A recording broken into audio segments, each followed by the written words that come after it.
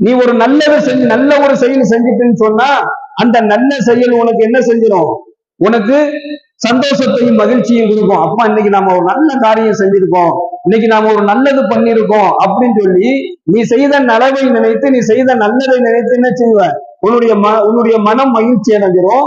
நீ ஏதாவது ஒரு தீமையான காரியத்தை செஞ்சுட்ட அப்படின்னு சொன்னா அந்த தீமையான செயலை செய்ததை நினைத்து உன்னுடைய உள்ளம் கவலை அடையும். இந்த மாதிரி ஒரு நிலை உனக்கு இருக்குன்னு சொன்னா நீதான் முஃமினாக ஆவீர்கள். இதுதான் உண்மையான ஈமான் என்பதாக நபிகள் ஸல்லல்லாஹு அலைஹி வஸல்லம் அவர்கள் கூறி காட்டுகின்றார்கள். கண்ணியமிக்க அல்லாஹ்வின் நல்லடியார்களே, சகோதரர்களே, பாவத்தை செய்து மகிழ்ச்சி கொள்வது ஆக மிகப்பெரிய ஒரு பாவமான ஒரு செயலை விட ரொம்ப ஒரு கொடூரமான ஒரு விஷயமாகும். ஒரு தீமையான காரியத்தை தெரிந்தோ தெரியாமலோ அல்லது ஏதோ ஒரு நிலையில